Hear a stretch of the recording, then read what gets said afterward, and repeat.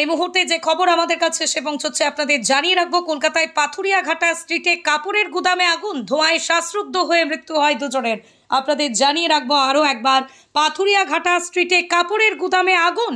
ঘটনাস্থলেই দমকলের 10টি ইঞ্জিন ইতিমধ্যে এসে পৌঁছেছে, আগুন নিয়ন্ত্রণে আনার কাজ চালাচ্ছে তারা। আপনাদের জানিয়ে রাখবো আরও একবার, কলকাতায় পাথুরিয়াঘাটা স্ট্রিটে কাপড়ের গুদামে আগুন, ধোঁয়ায় শ্বাসরুদ্ধ হয়ে ইতিমধ্যেই মৃত্যু হয়েছে দুজনের।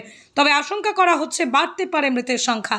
পাথুরিয়াঘাটা স্ট্রিটে কাপড়ের গুদামে আগুন, ঘটনাস্থলে ইতিমধ্যে এসে পৌঁছেছে দমকলের 10টি ইঞ্জিন, এমনটাই জানতে পারা যাচ্ছে। এই মুহূর্তে যে ছবি দেখছেন, কলকাতায় পাথুরিয়াঘাটা স্ট্রিটে কাপড়ের গুদামে আগুন, দেখুন সেই এক্সক্লুসিভ ছবি। কলকাতার পাথুরিয়াঘাটে স্ট্রিটে একটি কাপড়ের গুদামে আগুন।